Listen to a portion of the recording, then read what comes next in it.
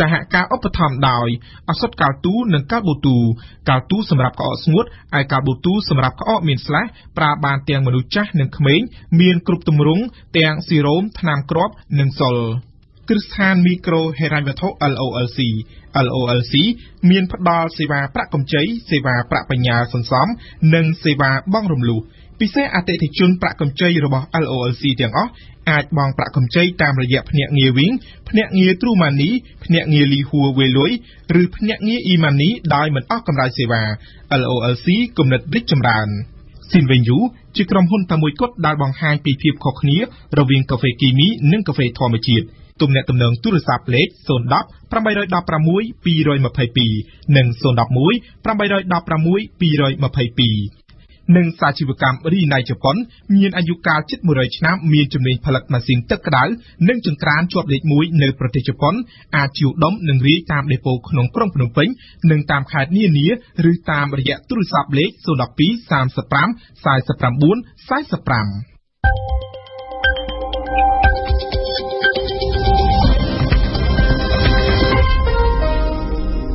អរុនសុស្ដីលោកស្រីនាងកញ្ញាលោកនាងកំពុងបើកស្ដាប់ការផ្សាយកម្មវិធីព័ត៌មានរយៈពេល1ម៉ោងរបស់វិទ្យុបារាំងអន្តរជាតិ RFE នៅពេលនេះម៉ោង7ព្រឹក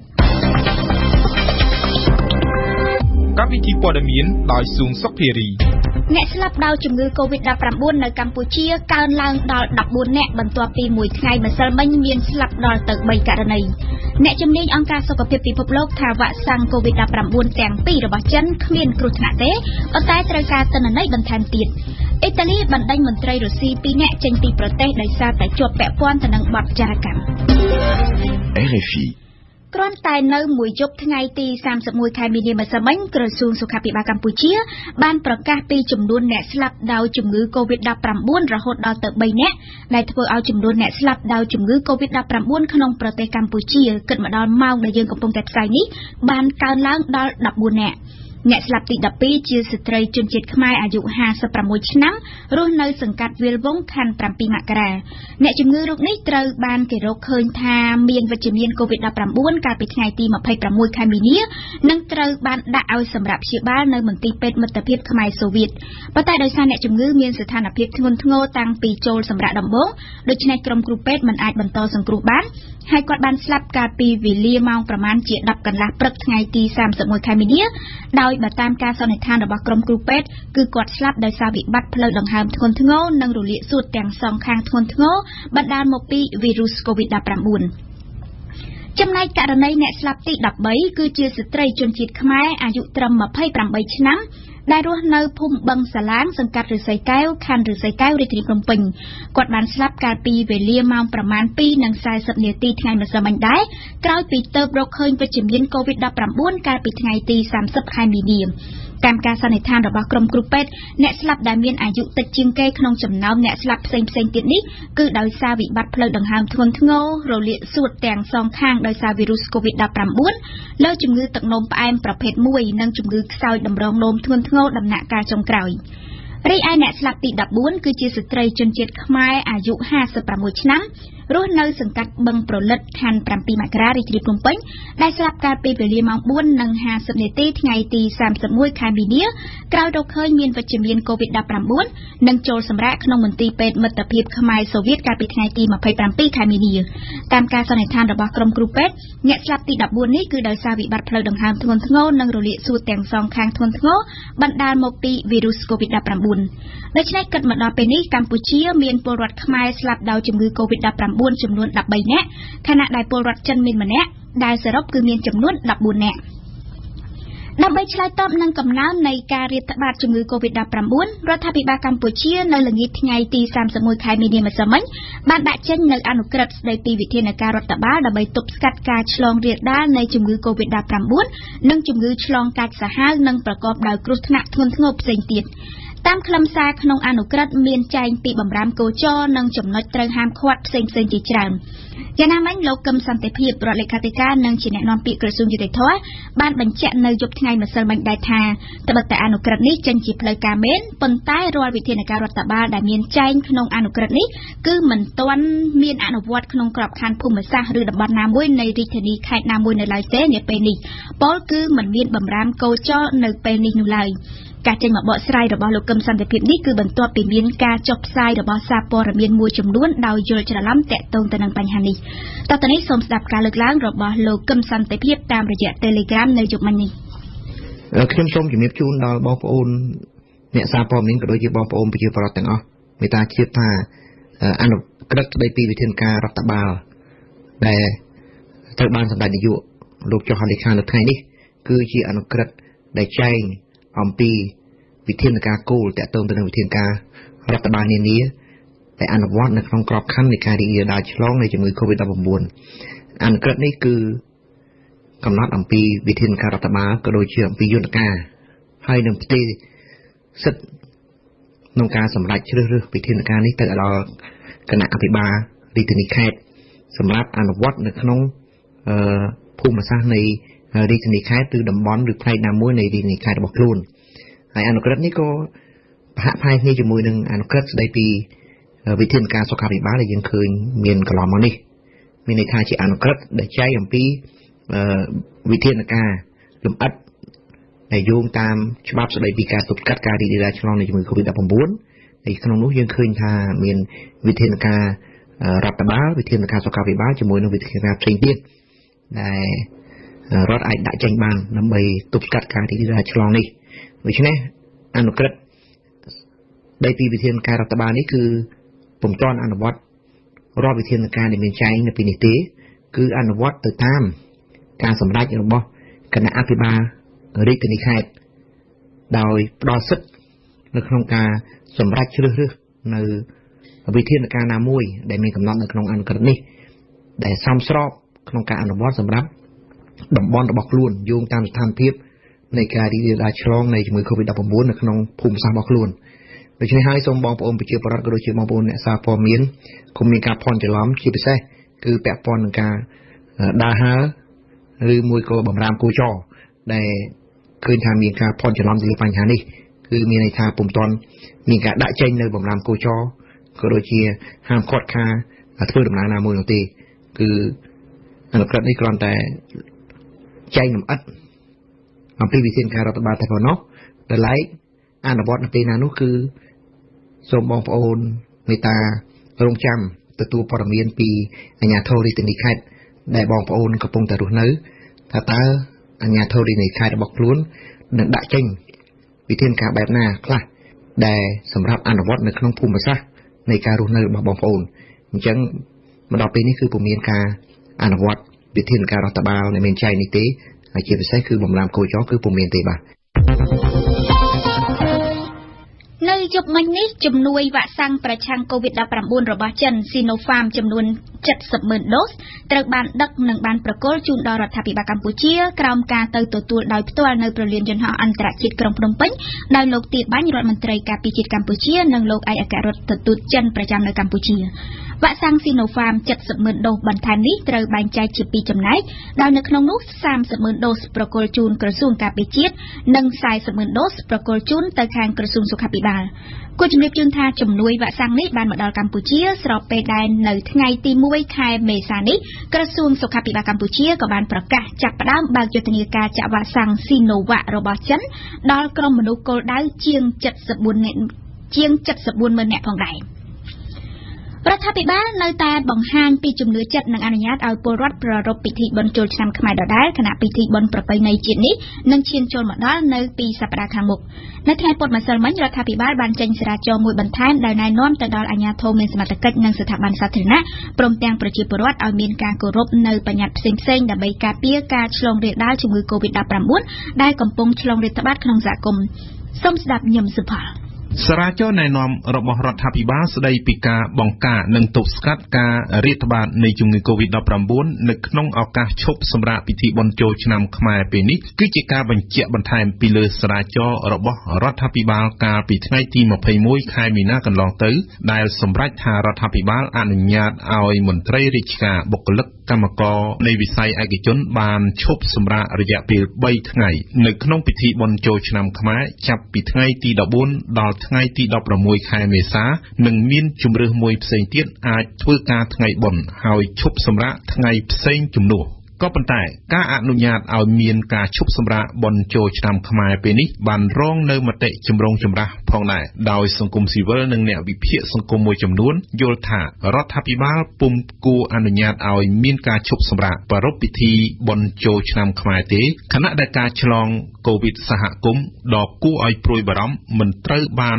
ដោះស្រាយនៅឡើយទោះយ៉ាងណាតាមរយៈសារាចរណែនាំលើកទី2នេះរដ្ឋាភិបាលបានបញ្ជាក់បន្ថែមទៀតនៅចំណុចចាំបាច់មួយចំនួនដូចជាណែនាំឲ្យអាជ្ញាធរនិងប្រជាពលរដ្ឋប្រកាន់ខ្ជាប់នៅការការពារខ្លួនគោរពតាមវិធានសុខាភិបាលនិងបញ្ញត្តិច្បាប់ផ្សេងៗទាក់ទងទៅនឹងការប្រយុទ្ធប្រឆាំងជំងឺ COVID-19 ជាមួយគ្នានេះរដ្ឋាភិបាលក៏បានអំពាវនាវជាថ្មីម្ដងទៀតឲ្យមានការជួបជុំគ្នានៅក្នុងផ្ទះមិនឲ្យចេញទៅក្រៅឬធ្វើដំណើរឆ្លងកាត់រាជធានីខេត្តបើមិនចាំបាច់តំបន់ដែលមានហានិភ័យខ្ពស់នៃការឆ្លងជំងឺ COVID-19 ការធ្វើពិធីសាសនាការជួបជុំដែលមានសភាពអ៊ូអរក៏ត្រូវបានណែនាំឲ្យជៀសវាងផងដែរខណៈវិធាន3ការពារនិង3កុំត្រូវតែអនុវត្តឲ្យបានខ្ជាប់ខ្ជួនក្រុមអង្គការសង្គមស៊ីវិលនិងអ្នកវិភាគសង្គមនានានៅតែអះអាងថាដើម្បីជៀសវាងហានិភ័យខ្ពស់នៃការចម្លងCOVID-19 រដ្ឋាភិបាល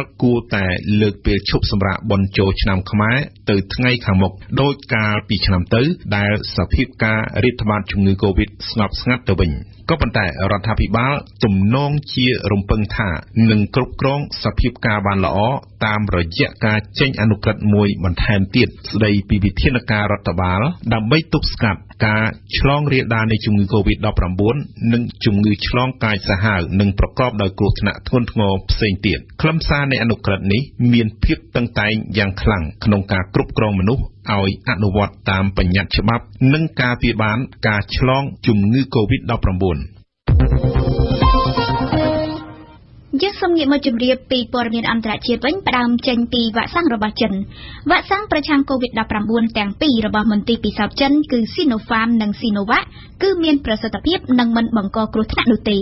នេះគឺជាការអះអាងរបស់ក្រុមអ្នកជំនាញនៃអង្គការសុខភាពពិភពលោកដែលមានតួនាទីត្រួតពិនិត្យគុណភាពវ៉ាក់សាំងប៉ុន្តែយ៉ាងណាក្រុមអ្នកជំនាញនេះបានលើកឡើងថាថ្មីបើវ៉ាក់សាំងប្រឆាំង COVID-19 របស់មន្ទីរពិសោធន៍ចិនមិនបង្កគ្រោះថ្នាក់មែនប៉ុន្តែគេនៅតែត្រូវការប្រមូលទិន្នន័យឲ្យបានច្រើនជាងនេះបន្ថែមទៀតដើម្បីបញ្ជាក់ឲ្យច្បាស់អំពីប្រសិទ្ធភាពរបស់វាលំអិតបន្តដោយមុំពិសេសក្រុមអ្នកជំនាញផ្ដល់ប្រឹក្សាយុទ្ធសាស្ត្ររបស់អង្គការសុខភាពពិភពលោកបានជួបប្រជុំគ្នាចន្លោះពីថ្ងៃទី22ដល់ថ្ងៃទី25ខែមីនាដើម្បីពិនិត្យអំពីភាពគួរឲ្យទុកចិត្តនិងប្រសិទ្ធភាពរបស់វ៉ាក់សាំងប្រឆាំង COVID-19 ទាំងពីររបស់ចិនយោងតាមរបាយការណ៍នៃការប្រជុំនេះដែលបានចេញផ្សាយកាលពីថ្ងៃទី31មីនាក្រុមអ្នកជំនាញបានអះអាងថាវ៉ាក់សាំងប្រឆាំង COVID-19 របស់មន្ទីរពិសោធន៍ Sinopharm និង Sinovac របស់ចិនបានបង្ហាញនៅប្រសិទ្ធភាពល្អនិងភាពគួរឲ្យទុកចិត្តបានមិនបង្កគ្រោះថ្នាក់អ្វីទេតែយ៉ាងណាក្រុមអ្នកជំនាញបានលើកឡើងថាគេនៅខ្វះទិន្នន័យច្រើនទៀតស្ដីពីប្រសិទ្ធភាពនៃវ៉ាក់សាំងទាំងពីរនេះទៅលើមនុស្សវ័យចំណាស់និងអ្នកដែលមានជំងឺប្រចាំកាយផ្សេងៗដោយហេតុនេះក្រុមអ្នកជំនាញនឹងចេញអនុសាសន៍ឲ្យមានការប្រមូលទិន្នន័យឲ្យបានច្រើនបំផុតដើម្បីបញ្ជាក់ឲ្យច្បាស់អំពីប្រសិទ្ធភាពនៃវ៉ាក់សាំងទាំងពីរនេះរបស់ចិនសូមបញ្ជាក់ថាវ៉ាក់សាំងរបស់មន្ទីរពិសោធន៍ Sinopharm និង Sinovac ត្រូវបានគេបញ្ជូនទៅស្នើសុំអាជ្ញាប័ណ្ណទទួលស្គាល់នៅអង្គការសុខភាពពិភពលោកដោយអនុលោមទៅតាមនីតិវិធីបន្ទាន់តាមការគ្រោងទុកអង្គការសុខភាពពិភពលោកនឹងធ្វើការសម្រេចនៅក្នុងរវាងដើមខែមេសានេះបន្ទាប់ពីទទួលបានអាជ្ញាប័ណ្ណហើយគឺប្រទេសផ្សេងៗអាចចាប់ផ្ដើមនាំចូលនិងចាក់វ៉ាក់សាំងទាំងនេះទៅឲ្យប្រជាជនអង្គការ UNICEF ក៏រំពឹងថានឹងទិញវ៉ាក់សាំងចិននេះដែរដើម្បីបែងចែកទៅតាមប្រទេសដែលត្រូវការ ដោយឡែកតេតិនទៅនឹងប្រសិទ្ធភាពរបស់វ៉ាក់សាំង Pfizer និង BioNTech ទៅលើមនុស្សអាយុចន្លោះ12ទៅ15ឆ្នាំវិញគឺលទ្ធផលសាកល្បងបានធ្វើទៅលើមនុស្សចំនួន 2260 នាក់ហើយបានបង្ហាញថាវាមានប្រសិទ្ធភាពល្អ 100% ឯណោះមន្ទីរពិសោធន៍ Pfizer និង BioNTech កំពុងតែបន្តធ្វើការសាកល្បងទៅលើកុមារអាយុចន្លោះពី6ខែដល់15ឆ្នាំរីឯភាពចម្រូងចម្រាសស្ដីពីផលប៉ះពាល់បណ្ដាលមកពីវ៉ាក់សាំង AstraZeneca ឯណោះវិញគឺទីភ្នាក់ងារឱសថអឺរ៉ុបបានអះអាងនៅថ្ងៃទី31មីនាថាគេពុំបានសង្កេតឃើញថាវ៉ាក់សាំងនេះជាដើមហេតុបណ្ដាលឲ្យមានកកដុំគ្រាប់ឈាមនៅក្នុងសរសៃឈាមនោះទេតែយ៉ាងណាអ្នកជំនាញនឹងបន្តតាមដានបន្ថែមទៀតតែសម្រាប់ពេលនេះគឺគេនៅតែរក្សាអាជ្ញាប័ណ្ណឲ្យប្រើប្រាស់វ៉ាក់សាំងនេះដដែលទេចិនកំពុងតែទទួលរងនៅសម្ពាធខ្លាំងក្រោយពីប្រធានអង្គការសុខភាពពិភពលោកបានគាស់រំលើងឡើងវិញនៅការសង្ស័យលើសេណារីយ៉ូដែលថាមេរោគកូវីដ -19 លេចធ្លាយចេញពីមន្ទីរពិសោធន៍នៅទីក្រុងវូហានចំណែកសហរដ្ឋអាមេរិកនិងក្រុមប្រទេសជាសម្ព័ន្ធមិត្តវិញបានរិះគន់ចិនថាបានលាក់បាំងមិនប្រគល់ទិន្នន័យគ្រប់គ្រាន់ដល់ក្រុមអ្នកស៊ើបអង្កេតអ៊ីតាលីបានបណ្ដេញមន្ត្រីរុស្ស៊ី2នាក់ចេញពីប្រទេសនៅថ្ងៃពុធម្សិលមិញបន្ទាប់ពីរកឃើញថាប្រធានក្រុមកងទ័ពជើងទឹកអ៊ីតាលីម្នាក់បានលូកឯកសារសម្ងាត់ទៅឲ្យមន្ត្រីរុស្ស៊ីនេះគឺជាបញ្ហាធ្ងន់ធ្ងរបំផុតដែលអ៊ីតាលីពើប្រទះជាមួយរុស្ស៊ីចាប់តាំងពីចប់សង្គ្រាមត្រជាក់មកបញ្ហាថ្មីចុងក្រោយនេះក៏បានរំលឹកផងដែរពីហេតុការណ៍នៅក្នុងឆ្នាំ1989នៅពេលដែលចារកម្មរុស្ស៊ីនិងប៊ុលហ្គារីត្រូវបានគេរកឃើញនៅក្នុងប្រទេសអ៊ីតាលីសូមស្ដាប់អង្គមអនប្រធានក្រុមនាវាយាមល្បាតអ៊ីតាលីខាងលើត្រូវបានចាប់ខ្លួនពីបទធ្វើចារកម្មក្រោយពីបានលួចទៅជួបប្រជុំជាសម្ងាត់ជាមួយនឹងមន្ត្រីយោធារុស្ស៊ីមួយរូបកាលពីល្ងាចថ្ងៃអង្គារនៅក្នុងទីក្រុងរ៉ូមនេះបើយោងទៅតាមសេចក្តីថ្លែងការណ៍របស់ប៉ូលីសកងកម្លាំងប៉ូលីសប្រតិបត្តិការពិសេសរបស់អ៊ីតាលីបានតាមទៅដល់កន្លែងពួកគេណាត់ជួបនិងបានចាប់ឃាត់ខ្លួនអ្នកទាំងពីរក៏ប៉ុន្តែមានតែប្រធានក្រុមនាវាល្បាតអ៊ីតាលីម្នាក់ប៉ុណ្ណោះត្រូវបានចាប់ខ្លួនក្រោមបទចោទប្រកាន់ប្រគល់ឯកសារសម្ងាត់ជាថ្នូរនឹងប្រាក់មានមន្ត្រីរុស្ស៊ីពីររូបដែលជាប់ពាក់ព័ន្ធទៅនឹងបទចារកម្មប្រមូលយកឯកសារសម្ងាត់ពីអ៊ីតាលីនេះម្នាក់ជាមន្ត្រីយោធារុស្ស៊ីនិងម្នាក់ទៀតគឺជាមន្ត្រីទូតរុស្ស៊ីក៏ប៉ុន្តែប៉ូលីសអ៊ីតាលីមិនអាចចាប់ឃាត់ខ្លួនមន្ត្រីទូតរុស្ស៊ីបានទេដោយសារតែមន្ត្រីរូបនេះមានអភ័យឯកសិទ្ធិការទូតរដ្ឋមន្ត្រីការបរទេសអ៊ីតាលីគឺលោកលូវីជីដៃម៉ាយ៉ូបានកោះហៅឯកអគ្គរដ្ឋទូតរុស្ស៊ីប្រចាំនៅទីក្រុងរ៉ូមនៅព្រឹកថ្ងៃពុធទី31មីនាដើម្បីធ្វើការតវ៉ាជាផ្លូវការខាងក្រសួងការបរទេសអ៊ីតាលីក៏បានជូនដំណឹងឯកអគ្គរដ្ឋទូតរុស្ស៊ីផងដែរអំពីការបណ្តេញចេញពីប្រទេសជាបន្ទាន់នៅមន្ត្រីរុស្ស៊ីពីររូបដែលជាប់ពាក់ព័ន្ធទៅនឹងបទចារកម្មនេះគូបញ្ជាក់ជូនថាប្រធានក្រុមនាវាយាមល្បាតអ៊ីតាលីគឺជាបុគ្គលិកធ្លាប់បម្រើការនៅឯការិយាល័យការពារជាតិនិងធ្លាប់មានសិទ្ធិចូលមើលឯកសារជាច្រើនទាក់ទងទៅនឹងសកម្មភាពការពារជាតិរបស់អ៊ីតាលីហើយនិងអង្គការ NATO នេះបើយោងទៅតាមកាសែតអ៊ីតាលី La Repubblica បើតាមការចុះផ្សាយរបស់កាសែតអ៊ីតាលីផ្សេងទៀតមន្ត្រីអ៊ីតាលីខាងលើទទួលបានលុយជាសាច់ប្រាក់ចំនួន 5,000 អឺរ៉ូឬក៏ស្មើនឹង $5,860 សហរដ្ឋអាមេរិកពីមន្ត្រីយោធារុស្ស៊ីប៉ូលីសអ៊ីតាលីបាននិយាយថាអំពើចារកម្មត្រូវបានគេរកឃើញបន្ទាប់ពីមានការស៊ើបអង្កេតជាយូរដោយមានការដឹកនាំដោយទីភ្នាក់ងារស៊ើបការសម្ងាត់របស់អ៊ីតាលីនិងដោយមានការគាំទ្រផងដែរពីប្រធានបុគ្គលិកការពារជាតិយើងបញ្ចប់ព័ត៌មានអន្តរជាតិដោយនិយាយពីស្ថានភាពនៅក្នុងប្រទេសភូមាកាន់តែដុនដាបខ្លាំងបន្ទាប់ពីកងទ័ពបានប្រើកម្លាំងបង្ក្រាបសម្រាប់បាតុករកាន់តែច្រើនឡើងមានការព្រួយបារម្ភអំពីការផ្ទុះសង្គ្រាមស៊ីវិលនៅក្រៅពេលដែលក្រុមឧទាមប្រដាប់អាវុធជាច្រើនក្រុមបានប្រកាសថានឹងកាន់អាវុធចូលរួមនៅក្នុងការតវ៉ាផ្ដួលរំលំរបបសឹកស្ថិតនៅក្នុងបរិបទចលាចលនេះស្ថានទូតអាមេរិកបានចេញបញ្ជាឲ្យបុគ្គលិកទូតដែលមិនសំខាន់ចាំបាច់ព្រមទាំងក្រុមគ្រួសារត្រូវតែចាកចេញពីប្រទេសភូមាជាបន្ទាន់លោកអ្នកស្ដាប់ជាទីមេត្រីជាបន្តទៀតនេះសូមអញ្ជើញលោកអ្នកនាងតាមដាននៅព័ត៌មានសេដ្ឋកិច្ចកម្ពុជានៅថ្ងៃនេះរៀបចំជូនដោយអង្គប៊ុនថនបាទសូមអរគុណយើងចាប់ផ្ដើមព័ត៌មានសេដ្ឋកិច្ចនៅថ្ងៃនេះទាក់ទងទៅនឹងនាយកករមូលបត្រកម្ពុជាប្រកាសទទួលពាក្យបណ្ដឹងរបស់អតិថិជនក្រុមហ៊ុន Gold FX Investment ការប្រកាសរបស់នាយកកមូលបត្រកម្ពុជាគឺធ្វើឡើងបន្ទាប់ពីក្រុមហ៊ុនដែលរកស៊ីខាងជួញដូរជើងសារឧបករណ៍និស្សិតមួយនេះបានប្រកាសផ្អាកបិទទ្វារក្រុមហ៊ុនរបស់ខ្លួនចាប់ពីថ្ងៃទី29ខែមីនាតទៅដោយអះអាងថាមានបុគ្គលិកជាន់ខ្ពស់របស់ខ្លួនមួយចំនួនដែលជាជនជាតិបរទេសបានកាប់កេងប្រាក់បញ្ញើរបស់អតិថិជនបើតាមអតិថិជនមួយចំនួនដែលមិនសុខចិត្តនឹងក្រុមហ៊ុនវិនិយោគមួយនេះគឺពួកគេមានគ្នាប្រមាណ 1000 នាក់បានដាក់ប្រាក់វិនិយោគនៅក្រុមហ៊ុនGFX នេះដែលមានទឹកប្រាក់ប្រមាណ$27 លានហើយសង្ឃឹមថាទទួលបានការប្រាក់ខ្ពស់ក៏ប៉ុន្តែក្រុមហ៊ុននេះបានប្រកាសបិទទ្វារទៅវិញក្រោមហេតុផលធ្វើការពិនិត្យឡើងវិញចំពោះការលួចកាប់កេងប្រាក់របស់អតិថិជនពីសំណាក់បុគ្គលិកដែលជាជនជាតិបរទេសករណីនេះលោកពេជ្រពិសីនាយកអង្គការដំណាភៀបកម្ពុជាគាត់សម្គាល់ថានេះមិនមែនជារឿងថ្មីទេតែវាជាឧទាហរណ៍ថ្មីមួយទៀតដោយដែលធនាគារអន្តរជាតិធំៗបានតែងតែព្រមានអំពីបរិយាកាសមិនច្បាស់លាស់នៃការវិនិយោគនៅកម្ពុជា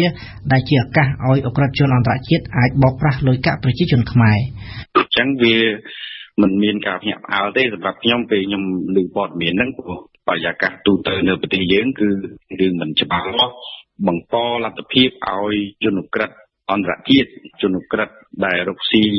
ក្នុងគោលដៅទុច្ចរិតហ្នឹងមកបោកប្រាស់កេងចំណេញថវិការបស់ពលរដ្ឋខ្មែរហ្នឹងជាពិសេសដែលជាជនរងគ្រោះដែលយើងបានឃើញអញ្ចឹងដោយសារជនក្រិតទាំងនោះគាត់តើធ្វើការជាប្រព័ន្ធហើយគាត់ចូលទៅប្រាស់ទីតាំងដែលមានបរិយាកាសអនុលោមតាមច្បាប់ហ្នឹងខ្សោយដើម្បីគាត់ទៅហៅកេងចំណេញបាទអញ្ចឹងបញ្ហាក្រុមហ៊ុននេះយើងទោះបីជាមិនមានព័ត៌មានលម្អិតក៏ប៉ុន្តែយើងអាចដឹងថាប្រហែលជាមានជាប់ពាក់ព័ន្ធទៅនឹងការប្រើប្រាស់យន្តការហើយទឹកដីយើងនៅក្នុងការបោកប្រាស់ប្រជាពលរដ្ឋយើងខ្ញុំឃើញទំហំទឹកប្រាក់ហ្នឹងធំធេងណាស់អ្នកដាក់វិនិយោគហ្នឹងគាត់អាចបាត់បង់ការគ្រួសារដែលគាត់សន្សំទុកច្រើនអញ្ចឹងបញ្ហានេះប៉ះពាល់ធំធេងណាស់ទៅដល់ជីវភាពប្រជាពលរដ្ឋហើយនឹងប៉ះពាល់ទៅលើសេដ្ឋកិច្ចហ្នឹងជាអវិជ្ជមានច្រើនហើយមួយវិញទៀតធ្វើឲ្យព័ត៌មានហ្នឹងលើកលើតែក្រៅទៅធ្វើឲ្យអ្នកវិនិយោគតែស្អាតស្អំហ្នឹងគាត់អត់សូវហ៊ានមកវិនិយោគទេបាទបញ្ហានេះខ្ញុំជាធំជាងករណីនេះទៅទៀតបាទដោយឡែកករណីរបស់ក្រុមហ៊ុនហ្នឹងខ្ញុំគិតថាយើងត្រូវការស៊ើបអង្កេតមួយដែលឯករាជ្យសុចរិតដើម្បីរកយុត្តិធម៌ជូនបងប្អូនយើងដែលដាក់ទុនដើម្បីរកបញ្ហាហើយបើសិនជាមានអ្នកពាក់ព័ន្ធផ្សេងៗហ្នឹងយើងអនុវត្តច្បាប់ហើយរំទាទោសដើម្បីឲ្យវិនិយោគក្រៅស្រុកក្តីក្នុងស្រុកក្តីដឹងថាយើងប្រើច្បាប់ក្នុងការអនុវត្តការងាររបាយការណ៍ពីការិយាល័យស្ថិតិពាណិជ្ជកម្មវៀតណាមបង្ហាញថាពីខែដើមឆ្នាំ2021នេះការនាំចេញផលិតផលរបស់កម្ពុជាទៅកាន់ទីផ្សារវៀតណាមសម្រេចបានជាង$600 លានអាមេរិកគឺកើនឡើងរហូតដល់ 300% បើប្រៀបធៀបនឹងរយៈពេលដូចគ្នាកាលពីឆ្នាំមុនរីឯការនាំពីប្រទេសវៀតណាមចូលមកកាន់កម្ពុជាវិញសម្រេចបានជាង$700 លានគឺកើនឡើងជាង 8%ជាសរុបទំហំពាណិជ្ជកម្មរវាងកម្ពុជានិងវៀតណាមនៅរយៈពេល2ខែដំបូងឆ្នាំ2021គឺមានទឹកប្រាក់$1.3 ពាន់លានគឺកើនឡើង 64% ធៀបនឹងរយៈពេលដូចគ្នាកាលពីឆ្នាំមុនមូលហេតុដែលធ្វើឲ្យការនាំចេញរបស់កម្ពុជាទៅកាន់វៀតណាមមានការកើនឡើងគឺដោយសារតែការកើនឡើងតម្រូវការប្រើប្រាស់ក្នុងប្រទេសវៀតណាមគួបផ្សំនឹងការលើកលែងពន្ធរបស់ប្រទេសនេះសម្រាប់ផលិតផលរបស់កម្ពុជាមួយចំនួន RFIចំណែកលោកវែងសខុនរដ្ឋមន្ត្រីក្រសួងកសិកម្មក៏បានគូបញ្ជាក់នៅលើ Facebook របស់លោកថានៅរយៈពេលជិត3ខែឆ្នាំ2021នេះកម្ពុជាបាននាំចេញស្រូវទៅកាន់ប្រទេសវៀតណាមមានជាង1លានតោនក្រៅពីនោះក៏មានការនាំចេញគ្រាប់ស្វាយចន្ទីដំឡូងមីស្រស់ស្វាយកែវរមៀតស្រស់ស្ករអំពៅនិងផលិតផលជាច្រើនទៀតដែលលោកចាត់ទុកថាផលិតផលកសិកម្មរបស់កម្ពុជាកំពុងតែមានសក្តានុពលនាំចេញទៅក្រៅប្រទេស RFIតើតើនឹងវិស័យការទូតសេដ្ឋកិច្ចលោកអ៊ុកសុផាន់ឯកអគ្គរដ្ឋទូតកម្ពុជាប្រចាំទីក្រុងបាងកកបានលើកឡើងថាលោកបានធ្វើសកម្មភាពជាង600លើកទាក់ទងនឹងសេដ្ឋកិច្ចការទូតនៅក្នុងមួយឆ្នាំខណៈដែលលោកបានបំពេញការងារអស់រយៈពេល2ឆ្នាំជាឯកអគ្គរដ្ឋទូតកម្ពុជាប្រចាំប្រទេសថៃនេះបើតាមការចុះផ្សាយរបស់វិទ្យាស្ថានចក្ខុវិស័យអាស៊ីនៅថ្ងៃទី30ខែមីនាលោកអ៊ុកសុផាន់បានលើកឡើងពីសកម្មភាពសំខាន់ៗដែលបានធ្វើទាក់ទងនឹងសេដ្ឋកិច្ចការទូតយ៉ាងដូចនេះថាទី1គឺខែកក្កដាយើងបាននាំ អង្គទូតទៅទស្សនកិច្ចសិក្សានៅខេត្តសៀមរាបទាំងអស់គឺយើងមាន19ស្ថានទូតហើយនឹងក្រសួងការបរទេសថៃតំណាងក៏មានចូលរួមជាមួយយើងដែរនៅក្នុងទស្សនកិច្ចនេះមាន2ខេត្តគឺនៅខេត្តសៀមរាបហើយនិងខេត្តបន្ទាយមានជ័យហើយនៅក្នុងពេលទស្សនកិច្ចនោះដែរយើងមានរៀបចំសិក្ខាសាលាមួយហើយយើងអញ្ជើញខាងតំណាងក្រសួងការបរទេសនិងតំណាងក្រសួងទេសចរហើយក្រសួងវប្បធម៌ដើម្បីជម្រាបជូនពីការងារការបរទេសរបស់កម្ពុជាការទូតសេដ្ឋកិច្ចហើយនិងវប្បធម៌ហើយនិងទេសចររបស់កម្ពុជាជាលទ្ធផលគឺមានការអបអរសាទរពីស្ថានទូតជាច្រើនបន្តមកទៀតមានសកម្មភាព2ដងយើងបានរៀបចំបន្តទៀតគឺនាំអ្នកទូរកិច្ចជនមានថៃមានជប៉ុនមានចិនហើយនិងមានអាល្លឺម៉ង់ក៏ទៅរួមគ្នាទៅ2ដងបានន័យថាទៅចូលរួមទស្សនកិច្ចនៅកម្ពុជាហ្នឹងហើយមួយទៀតក៏យើងបានរៀបចំកម្មវិធីនាំខាងវប្បធម៌សាសនាយើងរៀបចំខិនទាន2នេះទៅកាលពីឆ្នាំ2019ហ្នឹងដែរយើងបានរៀបចំទៅហ្នឹងគឺមានប្រទេសថៃមានបង់ក្លាដេសមានភូមាអីចូលរួមហើយក្រៅពីហ្នឹងគឺអ្នកវិនិយោគទុនថៃទាំងអស់ក៏ចូលរួមដែរជាពិសេសគឺក្រុមហ៊ុនធំៗក្រុមហ៊ុនហ្នឹងមានក្រុមហ៊ុន CPO ក្រុមហ៊ុន Big C ហើយនិងក្រុមហ៊ុន SCG ស៊ីម៉ងនៅស្រុកខ្មែរហ្នឹងក៏គាត់ចូលបច្ច័យច្រើនដែរទៅវត្តកតុមតីចូលមកឆ្នាំ2020នេះគឺយើងបានធ្វើសកម្មភាពច្រើនដែរទី1គឺទាក់ទាញវិនិយោគនិងជំរុញពាណិជ្ជកម្មហើយការងារទី2យើងការងារទទួលភ្ញៀវនិងផ្ដល់ប្រឹក្សាទូរកិច្ចជូនវិស័យឯកជនហើយការងារទី3គឺការផ្សព្វផ្សាយវប្បធម៌និងជំរុញទេសចរពេលដែលយើងទាក់ទាញនេះគឺយើងបានចុះទៅទស្សនកិច្ចសិក្សានៅក្រុមហ៊ុនធំៗដូចជាក្រុមហ៊ុន Big C ក្រុមហ៊ុន CPO ដែលមាន 7-Eleven ហ្នឹងហើយមានក្រុមហ៊ុនដូចជា Katis ហ្នឹងគឺក្រុមហ៊ុនគាត់ធ្វើខាងកណ្ដាស់ខាងកសិកម្មណាហើយការងារទី2គឺការទទួលភ្ញៀវនេះគឺឆ្នាំ2020នេះយើងទទួលបានច្រើនយើងទទួលគណៈបទភូទាំងថៃទាំងបរទេសបានជាង50ក្រុមហ៊ុនហើយការងារដែលយើងផ្សព្វផ្សាយពេលជួបហ្នឹងគឺយើងលើកពីបញ្ហាការទូតសេដ្ឋកិច្ចគោលនយោបាយលើកទឹកចិត្តរបស់រាជរដ្ឋាភិបាលយើងហ្នឹងដល់អ្នកវិនិយោគឬក៏អ្នកវិនិយោគិនទាំងអស់ហ្នឹងដើម្បីទៅរកស៊ីនៅស្រុកខ្មែរយើង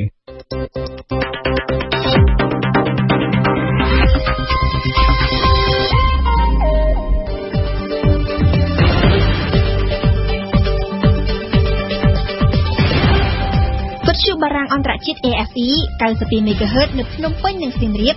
94.5 MHz នៅបាត់ដំបងកំពង់ចាមនិងក្រុងព្រះសីហនុ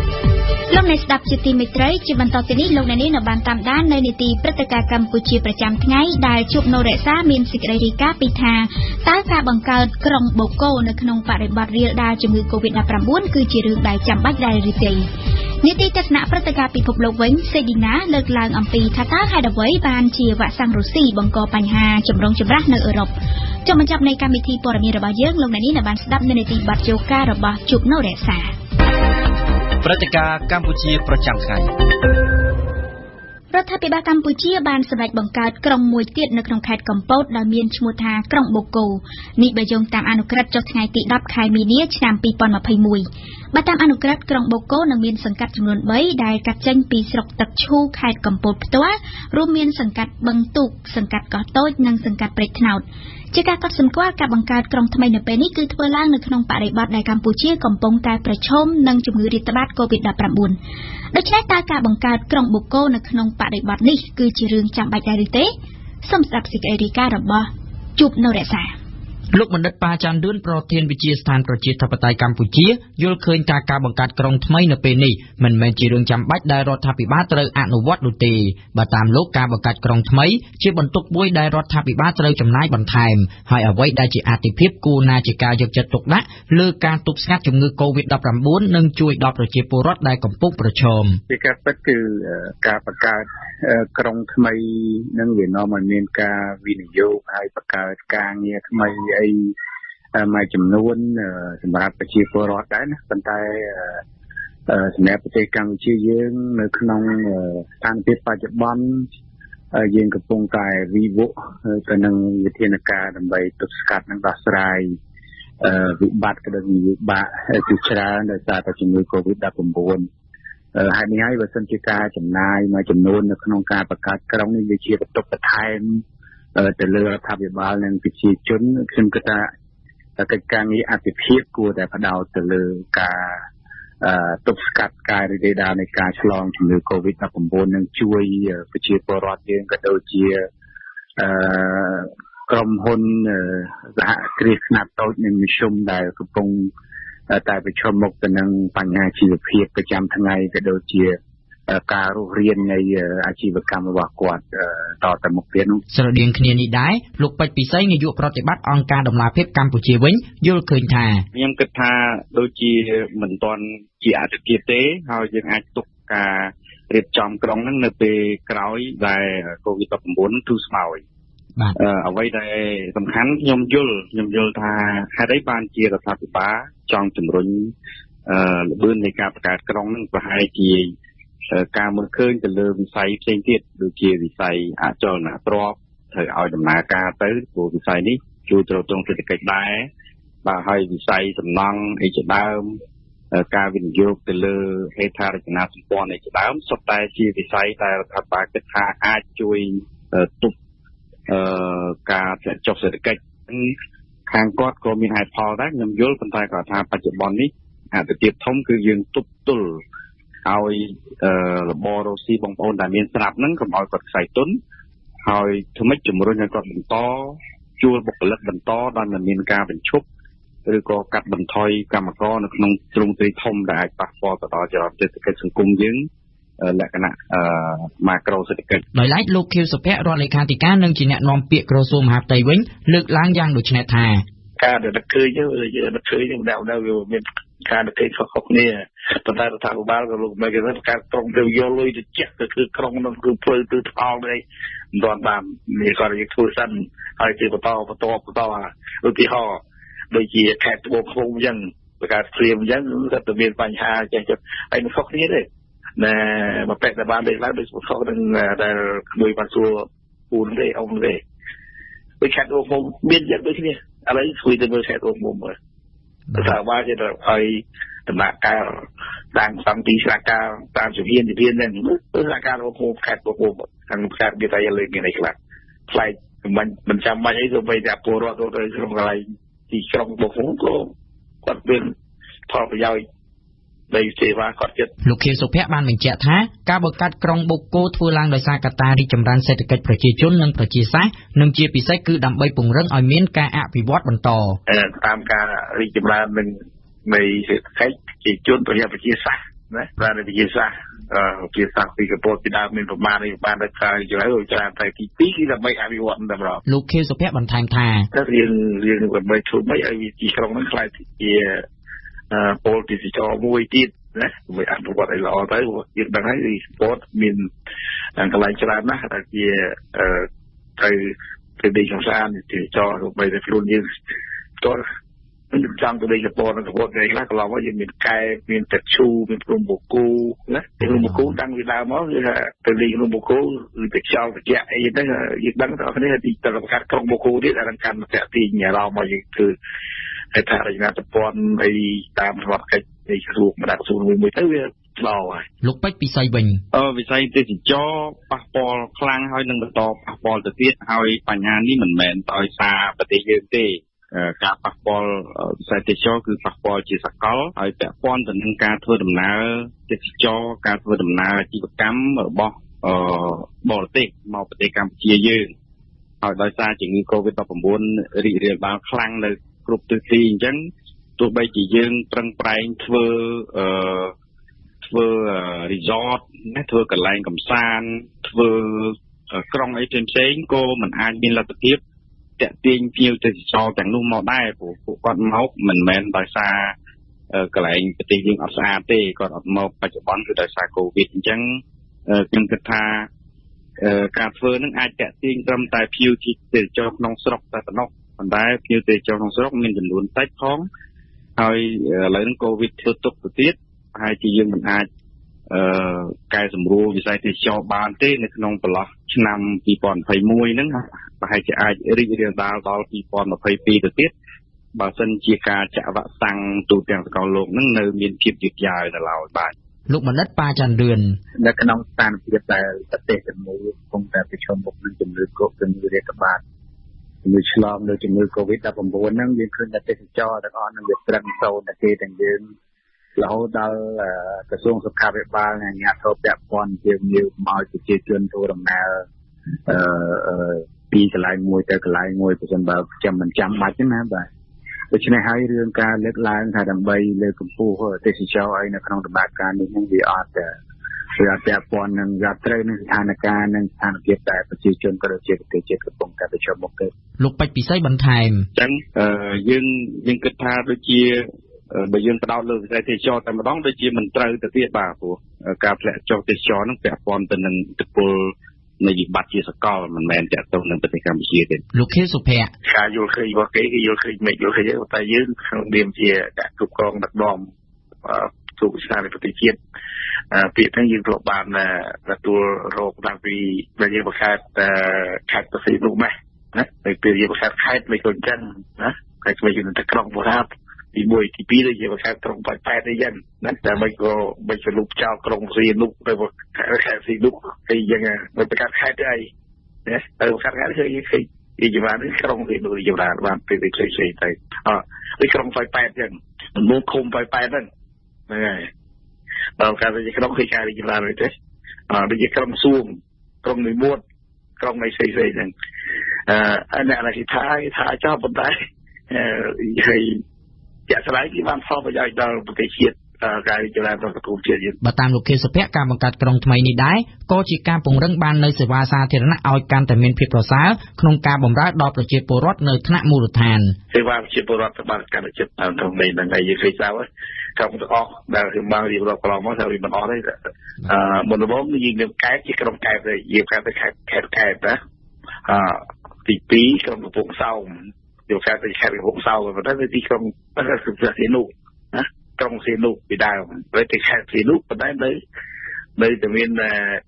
ក្រុងសៀនុផ្សេងទេក្រុងសៀនុតែក្រុងសៀនុយើងប៉ុន្តែខេត្តសៀនុរីកចម្រើនពីក្រុងទៅខេត្តបាទតែកពតវាកពតមានក្រុងកែបហើយមានក្រុងបូកូមួយទៀតហ្នឹងហើយប៉ោយប៉ែតងាកទៅខាងនោះមានក្រុងប៉ោយប៉ែតមួយតែខាងនេះដីងាកមានដីទីទៀតណារបស់ជើងយើងអត់មានដីទេហើយទី1នោះខេត្តមួយមានក្រុងរបស់គេហើយក៏ប៉ុន្តែសម្រាប់លោកបណ្ឌិតប៉ាចាន់លឿនវិញយល់ឃើញយ៉ាងដូចនេះថាបើតាមឯកសារដែលខ្ញុំមើលឃើញការបង្កើតក្រុងបូកូនឹងដូចជាក្នុងគោលបំណង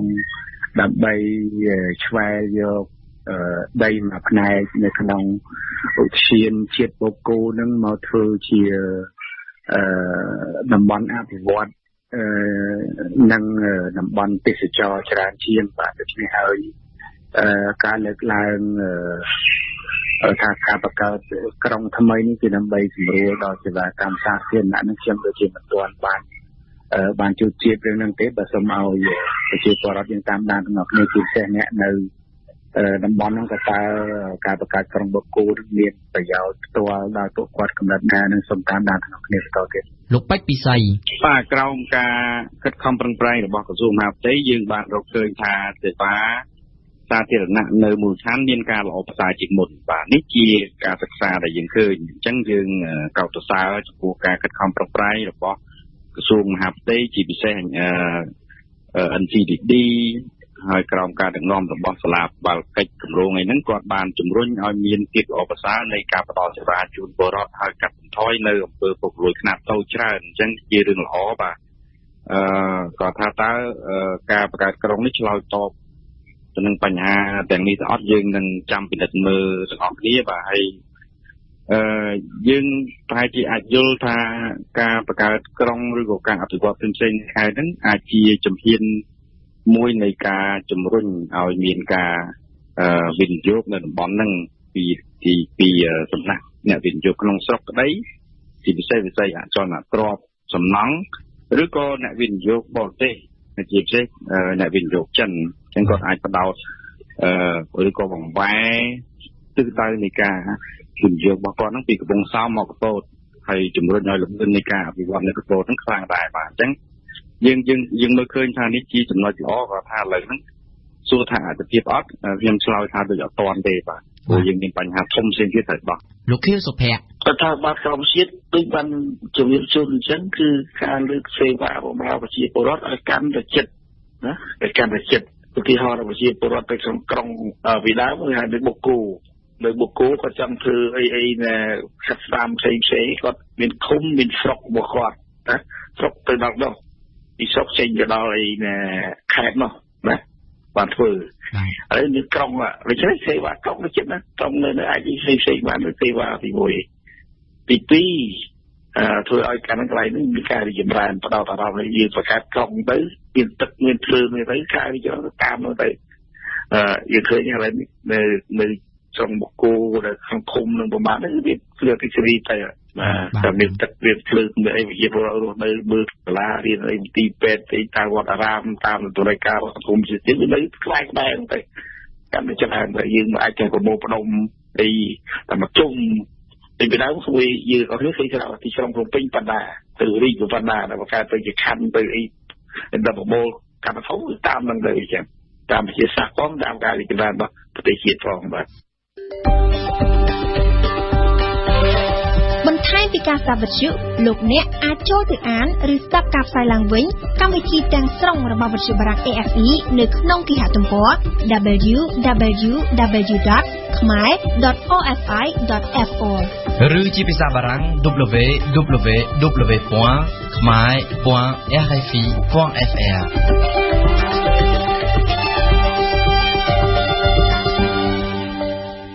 កម្មវិធីនេះសហការឧបត្ថម្ភដោយឱសថគីណាល់ប៊ុំការឈឺចុកចាប់មានកម្រិតនិងសភាពខុសៗគ្នាគីណាល់មួយសម្រាប់ការឈឺចុកចាប់មួយគីណាល់ប៊ុំសម្រាប់លាបរឹតពេលឈឺរោយសាច់ដុំក្រីថ្លោះហើយមិនស្អិតប្រឡាក់ដៃស៊ីនវិញយូជាក្រុមហ៊ុនតែមួយគត់ដែលនាំលោកអ្នកទៅរកកាហ្វេធម្មជាតិទំនាក់ទំនងទូរស័ព្ទលេខ010 816 222និង011 816 222គ្រឹះស្ថានមីក្រូហិរញ្ញវត្ថុ LOLC មានផ្ដល់សេវាប្រាក់កម្ចីសេវាប្រាក់បញ្ញាសន្សំនិងសេវាបង់រំលោះពិសេសអតិថិជនប្រាក់កម្ចីរបស់ LOLC ទាំងអស់អាចបង់ប្រាក់កម្ចីតាមរយៈភ្នាក់ងារវិញភ្នាក់ងារ True Money ភ្នាក់ងារ Li Hua Wei Loi ឬភ្នាក់ងារ E-Money ដោយមិនអស់កម្រៃសេវា LOLC គំនិតរីកចម្រើននិងសាជីវកម្មរិនណៃជប៉ុនមានអាយុកាលជិត100ឆ្នាំមានជំនាញផលិតម៉ាស៊ីនទឹកក្តៅនិងចង្ក្រានជាប់លេខ1នៅប្រទេសជប៉ុនអាចជាវដុំនិងរាយតាមដេប៉ូក្នុងក្រុងភ្នំពេញនិងខេត្តនានាឬតាមរយៈទូរស័ព្ទលេខ012 35 49 45បន្ថែមពីការស្ដាប់វិទ្យុលោកអ្នកអាចចូលទៅអានឬស្ដាប់ការផ្សាយឡើងវិញកម្មវិធីទាំងស្រុងរបស់វិទ្យុបារាំង AFE នៅក្នុងគេហទំព័រ www.khmer.orfi.fr ឬជាភាសាបារាំង www.khmer.rfi.fr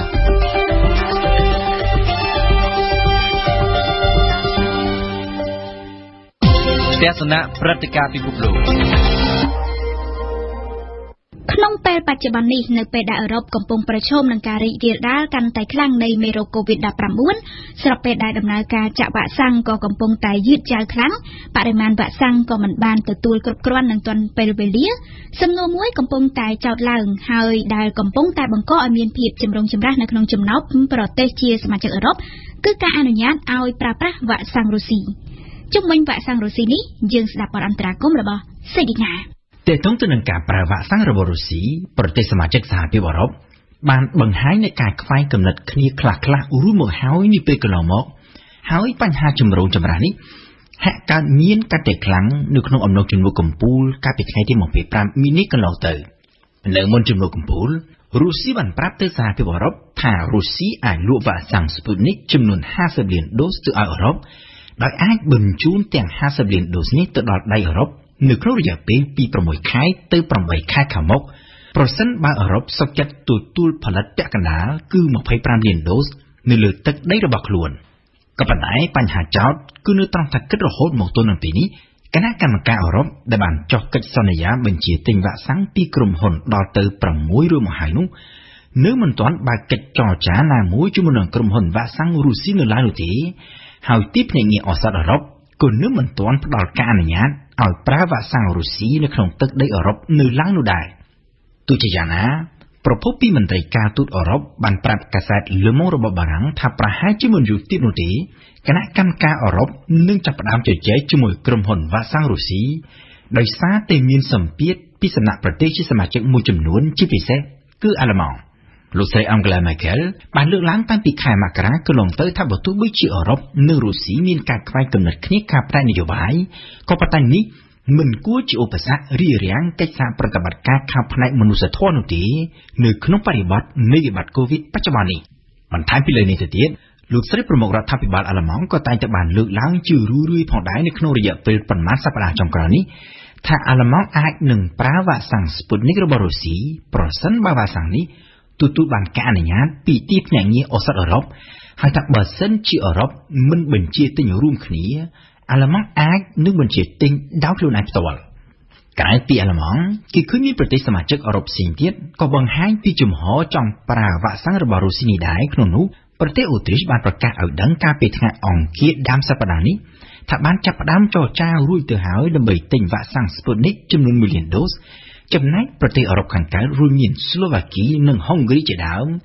បានបញ្ជាទិញហើយព្រមទាំងបានទទួលរួចទៅហើយផ្នែកខ្លះនៃវ៉ាក់សាំងដែលបានបញ្ជាទិញនេះក៏ប៉ុន្តែក្នុងពេលជាមួយគ្នា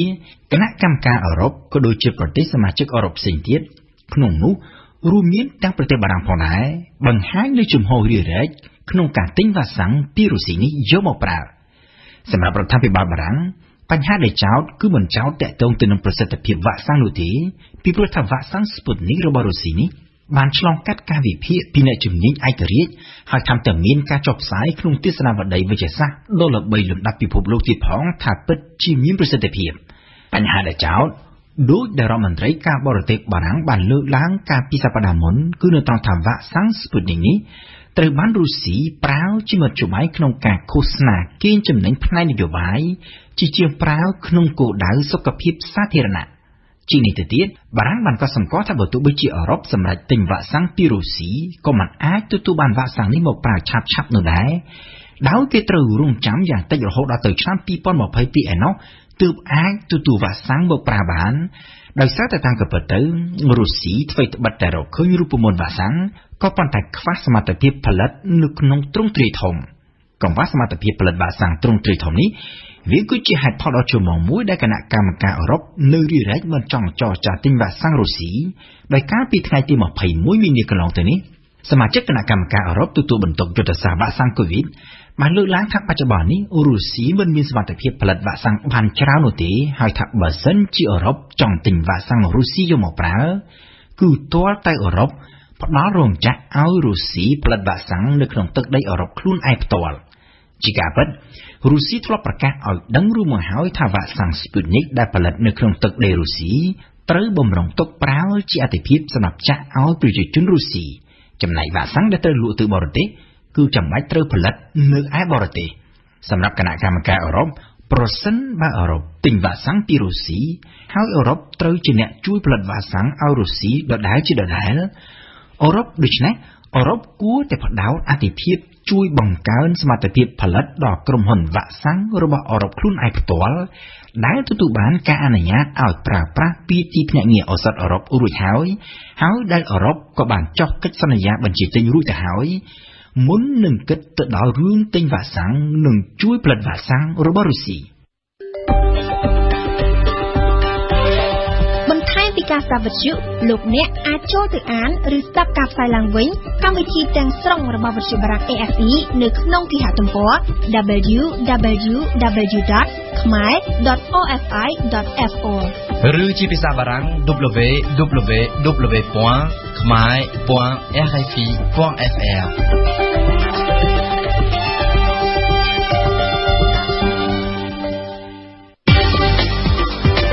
បទយូហ្គានៅពេលថ្មីនេះកញ្ញាសិនសិដ្ឋសុចិតាដែលត្រូវជាចៅបង្កើតរបស់លោកស៊ិនស៊ីសមុទ្របានចេញនៅចម្រៀងចំនួន3បទក្នុងផលិតកម្ម Club Johan រៀបរាប់ពីដំណើរជីវិតដែលខ្លួនបានជួបប្រទះក្រោយពីបាត់បង់ឪពុកនិងបងប្រុសដោយសារជំងឺបេះដូងជំវិញរឿងរ៉ាវទាំងនេះសូមស្ដាប់បទយូហ្គារបស់ជួបនៅរក្សាក្នុងវ័យ27ឆ្នាំកញ្ញាស៊ីនសេតសូចេតាជាអ្នកចម្រៀងមួយរូបក្នុងផលិតកម្មក្នុងស្រុកមួយឈ្មោះថា Club Johan កញ្ញាស៊ីនសេតសូចេតាត្រូវបានមហាជននិងយុវជនមួយចំនួនធំស្គាល់ពីខ្លួននាងតាមរយៈការសម្ពោធចេញនៅចម្រៀងចំនួន3បទរៀបរាប់ពីដំណើរជីវិតផ្ទាល់ខ្លួនទទួលការពិតជាបទទី1របស់កញ្ញាដែលរៀបរាប់ពីការឈឺចាប់និងការទទួលស្គាល់នៅអ្វីដែលជាក់ស្ដែងក្រោយបាត់បង់ឪពុកនិងបងប្រុសសម្រាប់ជំនាញថ្ងៃនេះខ្ញុំទើបតែបានចេញផ្សាយនៅក្នុងពេលថ្មីៗហ្នឹងគឺមានចំនួន3បទ បាត់ទី1មានចំណងជើងថាទទួលការពិតបាត់ទី2មានចំណងជើងថា belief ឬក៏ជឿជាក់ហ្នឹងដែលជាភាសាអង់គ្លេសហើយបាត់ទី3មានចំណងជើងថាមិនស្ដាយក្រោយសម្រាប់បាត់កម្រងបាត់ជំនាញទាំង3បាត់ហ្នឹងដែរគឺពិតណាស់វាដកស្រង់ជាងនៅពីរឿងជីវិតពិតហើយនឹងបាត់ពិសោធន៍ជីវិតដែលនាងខ្ញុំបានឆ្លងកាត់កន្លងមកសម្រាប់បាត់ទទួលការពិតគឺនាងខ្ញុំចាប់ផ្ដើមសរសេរតាំងពីពាក់កណ្ដាលឆ្នាំ2019ដែរប៉ុន្តែអត់ត្រូវបានបញ្ចប់បាត់នឹងភ្លាមៗទេដោយសារតែធម្មតាពេលដែលយើងសរសេរជំនាញអីមួយយើងត្រូវការកម្លាំងជំរុញចិត្តយើងអញ្ចឹងដើម្បីឲ្យបានសរសេរបទជំនាញមួយបទពេលហ្នឹងគឺពេលដែលខ្ញុំចាប់ផ្ដើមសរសេរបទទទួលការពិតគឺអារម្មណ៍ដែលខ្ញុំប្រើប្រាស់នៅក្នុងការសរសេរបទហ្នឹងគឺខ្ញុំប្រើអារម្មណ៍នៅពេលដែលខ្ញុំបាត់បង់ប៉ាលើកដំបូងខ្ញុំគាត់ថាកាត់ពិតទៅក្នុងជីវិតរបស់យើងរឿងអីក៏វាអាចកើតឡើងបានដែរមិនថារឿងល្អមិនថារឿងអាក្រក់អីប៉ុន្តែមនុស្សយើងគឺភាគច្រើនអត់សូវចង់និយាយទៅអ្នកណាក៏ដោយគាត់មានចង់ណាគេចង់ជួបរឿងដែលអាក្រក់ដែរប៉ុន្តែជាពិសេសដូចរឿងបាត់បង់មនុស្សខ្លួនឯងស្រឡាញ់អញ្ចឹងមានណាគេចង់ជួបរឿងហ្នឹងទេប៉ុន្តែវាជាវាវត្តសង្សារវាធម្មតាការចាស់ឈឺស្លាប់តែប៉ុណ្្នឹងឯងអញ្ចឹងសម្រាប់បទទទួលការពិតនឹងដែរគឺខ្ញុំសរសេរដោយប្រើប្រាស់អារម្មណ៍កំឡុងពេលហ្នឹងគឺប្រាប់ខ្លួនឯងថាបើសិនជាខ្លួនឯងចង់បន្តដំណើរនៃជីវិតនឹងឲ្យបានពេញលេញគឺត្រូវតែហ៊ានទទួលយកអ្វីគ្រប់យ៉ាងដែលកើតឡើងនៅក្នុងជីវិតនឹងគឺយើងពិតជាអត់អាចគេចផុតបានទេយើងពិតជាអត់អាចប្រកែកបានទេថារឿងនេះខ្ញុំត្រូវទទួលយកបានរឿងនេះខ្ញុំត្រូវទទួលយកយើងអត់អាចប្រកែកជាមួយអ្វីដែលវាកើតឡើងក្នុងជីវិតរបស់យើងគ្រប់ព្រឹត្តិការណ៍ទាំងអស់គឺយើងត្រូវតែទទួលយកវាល្អក៏ដោយអាក្រក់ក៏ដោយព្រោះអានឹងគឺជាជីវិតអញ្ចឹងគឺខ្ញុំខ្ញុំប្រើប្រាស់អារម្មណ៍ពេលហ្នឹងមកសរសេរបទហ្នឹងប៉ុន្តែអត់បានសរសេរបទហ្នឹងចប់ទេសរសេរបានតែមួយឃ្លាទេពេលពាក់កណ្ដាលឆ្នាំ2019ហ្នឹងតែក្រោយមកក្រោយពីមុនបងของខ្ញុំម្នាក់ទៀតទើបខ្ញុំអាចបញ្ចប់បទហ្នឹងបានដែលខ្ញុំពិតជាព្រមទទួលយកពិតមែនអញ្ចឹងគឺបានន័យថាបទហ្នឹងគឺខ្ញុំបានសរសេរតាំងពីពាក់កណ្ដាលឆ្នាំ2019ហ្នឹងប៉ុន្តែអត់បានបញ្ចប់ទេដោយពេលហ្នឹងគឺគាត់តែដឹងថាពាក្យទទួលយកការពិតនៅពាក្យទទួលការពិតគឺជាពាក្យមួយម៉ាត់ដែលខ្ញុំតែងតែនិយាយប្រាប់ខ្លួនឯងរាល់ថ្ងៃថាត្រូវតែទទួលយកវាត្រូវតែទទួលយកវាកញ្ញារៀបរាប់បន្តអំពីអត្ថន័យនៃចម្រៀងទី2និងទី3របស់កញ្ញាយ៉ាងដូចនេះថាសម្រាប់បទទី2វិញបើតាមខ្ញុំចាំគឺខ្ញុំសរសេរបទទី2បទជឿជាក់ឬក៏ belief ហ្នឹងនៅក្នុងខែ4ឆ្នាំ2020ដល់ពេលហ្នឹងគឺបន្ទាប់ពីគម្រប់100ថ្ងៃរបស់មោទនភាពរបស់បងប្អូនខ្ញុំណាអញ្ចឹងពេលហ្នឹងគឺខ្ញុំចំណាយពេលតែ30នាទីនៅក្នុងការសរសេរបទចម្រៀងហ្នឹងឲ្យចប់បទហ្នឹងវាអត់គួរឲ្យជឿពេលខ្លះពេលដែលមួយបទដែលយើងចំណាយពេលសឹងតែមួយឆ្នាំដើម្បីធ្វើហើយមួយបទទៀតយើងចំណាយពេលត្រឹមតែកន្លះម៉ោងដើម្បីសរសេរបទហ្នឹងចឹងវាពេលខ្លះវាអត់គួរឲ្យជឿប៉ុន្តែអាហ្នឹងគឺជាអ្វីមួយដែលខ្ញុំបានសង្កេតឃើញថាតាមពិតទៅយើងត្រូវការកម្លាំងជំរុញចិត្តច្រើនមែនតើគ្រប់ផ្លូវទាំងអស់ដើម្បីឲ្យយើងអាចធ្វើការងារអីមួយបានអានេះយកឧទាហរណ៍ឲ្យស្រួលស្ដាប់ដូចសរសេរជំនាញអញ្ចឹងពេលហ្នឹងគឺបន្ទាប់ពីធម្មតាពេលដែល100ថ្ងៃហើយយើងយកភាពគាត់ទៅដាក់នៅចាត់ដីអញ្ចឹងនៅវត្តណាអញ្ចឹងពេលនេះត្រឡប់មកវិញគឺខ្ញុំចាប់ផ្ដើមអង្គុយនៅផ្ទះហ្នឹងគិតហ្មងថាអ្វីទៅដែលដូចថាជាកម្លាំងចិត្តបន្ទាប់ពីដំណាក់កាលហ្នឹងទៅទៀត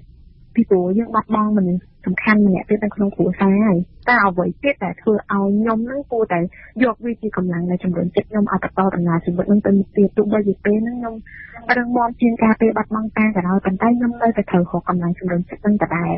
អញ្ចឹងហើយទើបខ្ញុំសរសេរបទ belief ហ្នឹងឬក៏ជឿជាក់ហ្នឹងឡើងមកគឺខ្ញុំត្រូវតែប្រាប់ខ្លួនឯងថាខ្ញុំជឿជាក់លើខ្លួនឯងថាខ្ញុំធ្វើអីបានគ្រប់យ៉ាងសម្រាប់បទទី3វិញដែលមានចំណងជើងថាមិនស្ដាយក្រោយហ្នឹងគឺវាអាហ្នឹងវារៀងផ្ទាល់ខ្លួនមកលើរឿងរបស់ខ្ញុំវិញម្ដងចឹងថាអាចនិយាយបានថាបទទី1បទទី2គឺយើងគិតច្រើនទៅលើគ្រួសារអញ្ចឹងណាតែដល់ពេលបទទី3មិនស្ដាយក្រោយគឺខ្ញុំទៅសេឡើងនៅក្រោយពេលដែលខ្ញុំសម្រេចចិត្តថាខ្ញុំប្រឡូកជាមួយនឹងវិស័យសិល្បៈហើយខ្ញុំគាត់ថាគ្រប់ទៅរកការសម្រេចចិត្តរបស់ខ្ញុំគឺខ្ញុំអត់ស្ដាយក្រោយពីព្រោះធម្មតាមុននឹងយើងធ្វើអីយើងគិតគូរច្បាស់លាស់និយាយពីជីវិតក្នុងវិស័យសិល្បៈកញ្ញាស៊ីនសេតសូជាតាជាអ្នកចំនួនថ្មីមួយរូបដែលទើបចូលប្រឡូកក្នុងវិស័យនេះនៅឆ្នាំ2020ចាប់ផ្ដើមដំបូងពីការច្រៀងឡើងវិញនៅចម្រៀងរបស់លោកតាកញ្ញាផ្ទាល់គឺបទចម្ប៉ាបាត់ដំបងរបស់លោកស៊ីនស៊ីសាមុតកញ្ញាបានច្រៀងបទនេះដើម្បីដាក់ទៅក្នុងខ្សែភាពយន្តមួយដែលមានឈ្មោះថា In the Light of Music ឬតន្ត្រីជីវិតហើយនៅពេលដែល2019គឺព ពេលហ្នឹងខ្ញុំចាប់ផ្ដើមបានស្គាល់គ្នាជាមួយនឹងបងសុបសាលដែលជា founder របស់ផលិតកម្ម Clap Your Hands រាល់ថ្ងៃហ្នឹងគឺវាជារឿងចែកដនដែរតាមពិតទៅដោយសារតែរឿង In the Life of Music ឬក៏តន្ត្រីជីវិតហ្នឹងគឺគាត់ចាស់ណាគាត់ជា director ជាមួយនឹងបងស្រី Thaliso ដែលជាខ្មែរអាមេរិកហើយពេលដែលគាត់មកថតនៅក្នុងឆ្នាំ2016ហ្នឹងគឺខ្ញុំបានចូលរួមជាមួយនឹងនិយាយចំទៅបានជួបគាត់បានចូលរួមមក kick off party របស់គាត់នៅពេលដែលគាត់ wrap up production ហើយអញ្ចឹងណាប៉ុន្តែពេលហ្នឹងគឺយើងអត់មានបាននិយាយគ្នាអីវិញឆ្ងាយតាក់ទងជាមួយនឹងថាតើខ្ញុំអាចចូលរួមជាចំណែកជួយទៅក្នុងខ្សែភាពយន្តនឹងបានដោយរបៀបម៉េចទេគាត់តែដឹងថាអូខេបទចម្រៀងមួយបទរបស់លោកតាស៊ីនស៊ីសមុទ្រគឺបទចម្រៀងបាត់ដំបងហ្នឹងគឺត្រូវបានដាក់បញ្ចូលទៅក្នុងរឿងតន្ត្រីជីវិតហ្នឹង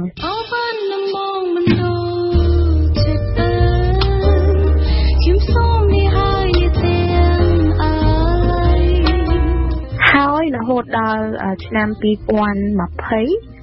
ទើបខ្ញុំបានន័យថាពេលដែលក្រោយពេលដែលធ្វើបទចម្បាបាត់ដំបងនឹងហើយគឺបងសុបសាគាត់បានសួរក្រោយពីហ្នឹងមកប្រហែលជាកន្លះឆ្នាំដែរគាត់បានសួរទៀតអញ្ចឹងណាថាគិតមិនដែរបើសិនជាគាត់គាត់សួរចិត្តយើងថាយើងគិតមិនថាចង់បន្តអាជីពជាអ្នកសិល្បៈអត់ចង់ចាប់ផ្ដើមអត់មែនបន្ត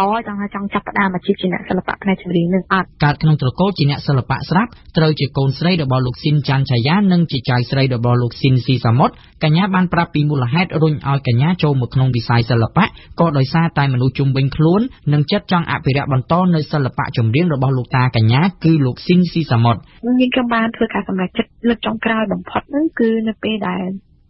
នេះខ្ញុំគិតថាបើសិនជាគ្រួសារហ្នឹងអត់មានអ្នកបន្តតទៅទៀតទេគឺវានឹងត្រូវចប់តាមហ្នឹងហើយអត់មានអ្នកណាអាចធ្វើការងារនឹងបន្តទៅទៀតក្រៅពីនេះខ្ញុំបានទេអញ្ចឹងយើងទីមួយខ្ញុំកលែងទៅស្ដាប់ពាក្យសម្ដីរបស់មនុស្សជុំវិញខ្លួនខ្ញុំដែលគាត់បានតែងតែប្រាប់ខ្ញុំជារឿយៗកន្លងមកដែលខ្ញុំពេលខ្លះខ្ញុំសឹងតែភ្លេចពាក្យសម្ដីអស់ហ្នឹងដែលគាត់បានប្រាប់ខ្ញុំនៅពេលដែលគាត់និយាយថានេះខ្ញុំមានសមត្ថភាពនេះខ្ញុំ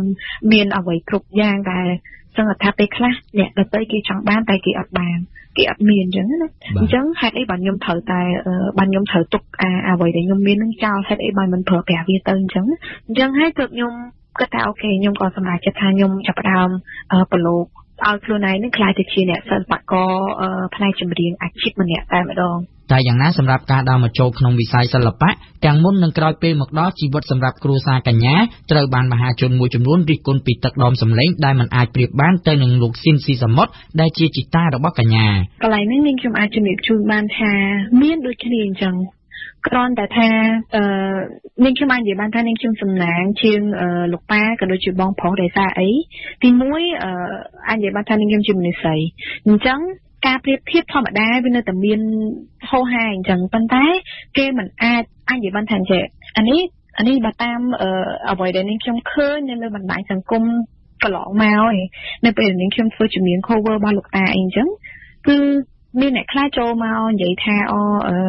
សម្លេងចៅអត់ដូចប៉ាអីអញ្ចឹងណាដូចអ្វីដែលគេថាឲ្យលោកប៉ាក៏ដូចជាបងប្អូននាងខ្ញុំអញ្ចឹងប៉ុន្តែនៅក្នុងពេលនឹងដែរស្របពេលតែមួយហ្នឹងគឺមានមតិមហាជនមួយចំនួនទៀតដែលគាត់ឆ្លើយតបទៅនឹងអ្វីដែលគេរិះគន់ហ្នឹងគេថាចង់ឲ្យដូចយ៉ាងម៉េចបើគាត់ជាមនុស្សស្រីហើយលោកតាជាមនុស្សប្រុសចង់ឲ្យដូចក៏វាអត់ដូចទៅរួចដែរប៉ុន្តែនាងខ្ញុំនៅតែមានអារម្មណ៍ថាវាជាសម្ពាធអញ្ចឹងកន្លងមកពេលដែលឃើញចាប់ផ្ដើមឃើញពាក្យសម្ដីទាំងអស់នឹងពីដំបូងឡើយអ្នកនាងខ្ញុំមានអារម្មណ៍ថាវាជាសម្ពាធខ្លាំងណាស់ប៉ុន្តែក្រោយមកទៀតទើបខ្ញុំចាប់ផ្ដើមគិតថាហេតុអីបានខ្ញុំត្រូវដាក់សម្ពាធទាំងអស់នឹងមកលើខ្លួនឯងហេតុអីបានខ្ញុំមិនចាប់ផ្ដើមស្វែងរកអ្វីដែលជាខ្លួនឯងបើមិនជាខ្ញុំរកអ្វីដែលជាខ្លួនឯងឃើញនាងខ្ញុំលែងមានសម្ពាធទៅលើពាក្យសម្ដីអស់នឹងទៀតហើយពីព្រោះនាងខ្ញុំគឺជានាងខ្ញុំសម្រាប់កញ្ញាអ្វីដែលកញ្ញាចង់ឃើញនោះគឺការឲ្យតម្លៃពីមហាជនទូទៅដោយស្គាល់កញ្ញាជាកញ្ញាខ្លួនឯងមិនត្រឹមស្គាល់កញ្ញាថាជាចៅស្រីរបស់លោកស៊ីនស៊ីសាមុតនោះទេបងអ្នកទាំងទៅគឺទោះជាយ៉ាងណាក៏ដោយគឺយើងអាចចាត់ផ្ដាច់ខ្លួនឯងចេញពីគ្រួសារតកូលស៊ីននឹងបានទេលោកតាស៊ីនស៊ីសាមុតនៅតែជាលោកតាបកកើតរបស់នាងខ្ញុំលោកតាស៊ីច័ន្ទធីយ៉ានៅតែជាតាបកកើតរបស់នាងខ្ញុំនៅតែជាកូនតែម្នាក់ចៅតែម្នាក់ដែលរស់នៅក្នុងគ្រួសារតកូលស៊ីនជាសាច់ឈាមរបស់គ្រួសារតកូលស៊ីនដែរប៉ុន្តែអ្វីដែលខ្ញុំធ្វើកំពុងតែធ្វើសប្តាហ៍នេះហើយនឹងទៅថ្ងៃនេះទៀតដែរហ្នឹងគឺខ្ញុំចង់ឲ្យទស្សនិកជនចាប់ផ្ដើមគិតថាតាមពិតទៅតម្លៃនៃអ្នកសិល្បៈ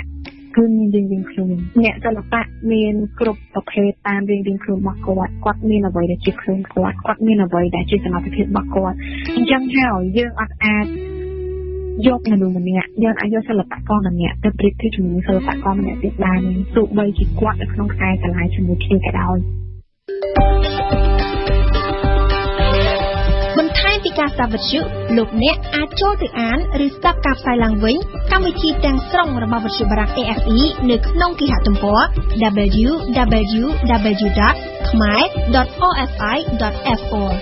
ឬជាភាសាបារាំង www.khmer.rfi.fr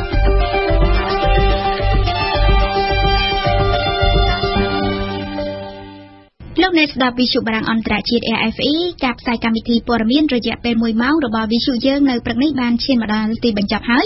យើងខ្ញុំទាំងអស់គ្នាសូមថ្លែងអរគុណចំពោះភក្ដីភាពនៃការតាមដានស្ដាប់របស់លោកស្រីនិងកញ្ញាអរគុណផងដែរដល់សីហាដែលបានជួយសម្របសម្រួលផ្នែកបច្ចេកទេសនៅខណៈពេលនេះខ្ញុំសួងសុភារីរួមនឹងសហការីសម្រាប់ការផ្សាយជាខេមរៈភាសានៅព្រឹកថ្ងៃប្រហ័សនេះសូមគោរពលា